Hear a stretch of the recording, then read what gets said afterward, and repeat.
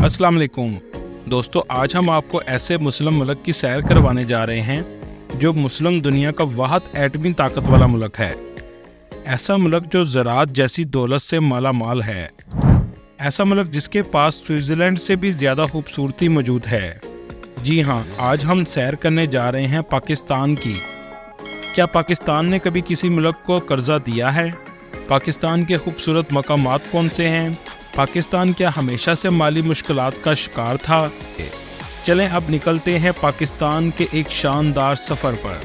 सबसे पहले आपको बता दें, पाकिस्तान का ऑफिशियल नाम इस्लामिक रिपब्लिक ऑफ पाकिस्तान है। पाकिस्तान का लफ्ज़ दो लफ्ज़ों से मिलकर बना है, पाक और स्तान, यानी पाक लोगों की ज़मीन। दोस्तों, क्या आप जानते हैं पाकिस्तान आज़ाद तो 1947 में हुआ, लेकिन इसका नाम चौधरी रहमत अली ने 1933 में ही तजवीज़ कर दिया था। पाकिस्तान की कुल आबादी 24 करोड़ है, जो आबादी के लिहाज से दुनिया के 5वें नंबर पर आता है। रकबे की बात करें तो पाकिस्तान का कुल रकबा 8,81,000 मुरब्बा किलोमीटर है। रकबे के लिहाज से पाकिस्तान दुनिया के 33वें नंबर पर आता है। पाकिस्तान के बॉर्डर्स की बात करें तो मगरिब में ईरान, शुमाल और शुमाल मगरिब में अफ़गानिस्तान, शुमाल मशरिक में चाइना, जनूब और जनूब मशरिक में इंडिया वाक़ है। इसके अलावा अरेबियन सी भी लगता है। दोस्तों, पाकिस्तान की ऑफिशियल ज़ुबान उर्दू है, लेकिन क्या आप जानते हैं पूरे मुल्क में सिर्फ 8% उर्दू बोली जाती है, जबकि आधे से ज़्यादा मुल्क पंजाबी ज़ुबान बोलता है। पाकिस्तान जब आज़ाद हुआ था उस वक़्त पाकिस्तान की आबादी 3 करोड़ के करीब थी।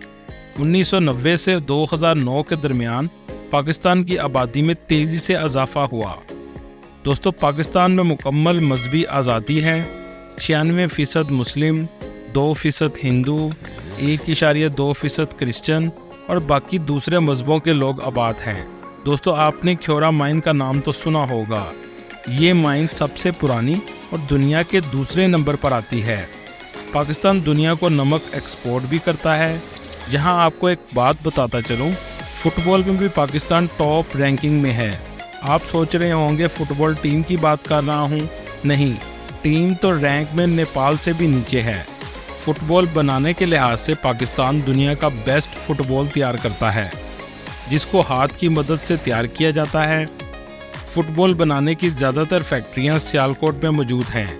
एक रिपोर्ट के मुताबिक दुनिया का 80% फुटबॉल पाकिस्तान में तैयार किया जाता है। दोस्तों, पाकिस्तान में तालीम की शरह 60% है, जो दुनिया के दूसरे मुल्कों के निस्बत बहुत कम है, क्योंकि एजुकेशन ऐसा शोबा है जो मुल्क की तरक्की में सबसे अहम किरदार अदा करता है। आपने अक्सर पाकिस्तान की सड़कों पर ट्रक देखे होंगे। क्या आप जानते हैं पाकिस्तान के ट्रक दुनिया के सबसे खूबसूरत ट्रक माने जाते हैं? इस पर किए गए नक्शो नगार को ट्रक आर्ट कहा जाता है। ट्रक को दुल्हन की तरह सजाया जाता है, जैसा कि आप स्क्रीन पर देख रहे हैं। दुनिया का सबसे लंबा पत्थरों की मदद से बनाया गया हाईवे भी पाकिस्तान में मौजूद है। इस हाईवे का नाम द कराक्रम हाईवे है। ये बहुत खूबसूरत हाईवे है। यहाँ के नज़ारे देखने लायक हैं। इस हाईवे के नज़ारे देखने के बाद शायद स्विट्ज़रलैंड को भी आप भूल जाएं। पाकिस्तान में खूबसूरती की कमी नहीं, कमी सिर्फ इंफ्रास्ट्रक्चर की है, अच्छे होटल्स की है, जहां दुनिया के दूसरे लोग आकर रह सकें। क्या आप जानते हैं दुनिया की सबसे ऊंची ATM मशीन भी पाकिस्तान में मौजूद है? इस मशीन की ऊंचाई 16,007 फीट है। ये नेशनल बैंक ऑफ पाकिस्तान का ATM है, जो पाकिस्तान चाइना बॉर्डर के पास लगाया गया है, जिसे सोलर सिस्टम और विंड एनर्जी से चलाया जाता है। दुनिया की सबसे पुरानी सिविलाइजेशन भी पाकिस्तान में ही मौजूद है। एक अंदाजे के मुताबिक ये सिविलाइजेशन 7,000 साल से भी ज़्यादा पुरानी है। दुनिया का सबसे बड़ा एम्बुलेंस सिस्टम का रिकॉर्ड भी पाकिस्तान के पास है। इस एम्बुलेंस सिस्टम को ईदी फाउंडेशन ने बनाया, जिसके पास 1800 से ज़्यादा एम्बुलेंस मौजूद हैं। इसमें कोई शक नहीं कि पाकिस्तान के मायशी हालात ज़्यादा बेहतर नहीं हैं। लेकिन क्या पाकिस्तान के हालात हमेशा से ऐसे थे? इसका जवाब है नहीं। आपको ये बात सुनकर हैरानगी होगी, 1960 में पाकिस्तान ने जापान को कर्जा दिया था, क्योंकि वर्ल्ड वार 2 के बाद जापान मुकम्मल तौर पर तबाह हो चुका था। जापान ने बहुत से मुल्कों से कर्जा लिया, जिन में पाकिस्तान भी शामिल है। दोस्तों, इसके अलावा 1963 में $25 मिलियन कर्जा पाकिस्तान ने जर्मनी को भी दिया। इस वक्त पाकिस्तान के प्रेसिडेंट अयूब खान थे। आपने अक्सर पाकिस्तान स्टील मिल का नाम तो सुना होगा। इसको 1970 में सोवियत यूनियन की मदद से तैयार किया गया। 20वीं सदी के आखिर तक ये एशिया की सबसे बड़ी स्टील मिल बन चुकी थी, जिसने चाइना, इंडिया और जापान को भी पीछे छोड़ दिया था। ये स्टील मिल एक साल में 1.1 मिलियन टन की प्रोडक्शन करती थी। लेकिन 21वीं सदी के शुरू में स्टील मिल का ज़वाल शुरू हुआ, जो करप्शन और मिसमैनेजमेंट की वजह से था। इसके यूनिट्स बंद होते गए और स्टील मिल नुकसान में जाना शुरू हो गई। अल्लाह ताला ने पाकिस्तान को ज़राअत जैसी नेमत से भी बहुत ज़्यादा नवाजा, लेकिन इस मुल्क के हुक्मरान और कौम ने इस नेमत का फ़ायदा नहीं उठाया। 1947 से 1960 के दौर में पाकिस्तान की 3 सबसे अहम फसलें थीं: कपास, चावल और गंदम, जो मुल्क की ज़रूरियात को पूरा कर रही थीं। लेकिन आने वाले वक्त में बहुत से चैलेंजेस का सामना था, जिसमें ज़राअत में नई टेक्नोलॉजी को लाना, आबपाशी का निज़ाम और पानी की कमी को पूरा करना था। 1960 में इंडिया के साथ मुआहिदा हुआ, जिसे सिंध तास मुआहिदा भी कहा जाता है। इस मुआहिदे से काफ़ी हद तक पानी के मसले पर काबू पा लिया गया और नया नहरी निज़ाम लाया गया, जिससे फसलों की पैदावार में इजाफा हुआ। पाकिस्तान के 1960 से 1970 के दौर को ग्रीन रेवोल्यूशन कहा जाता है।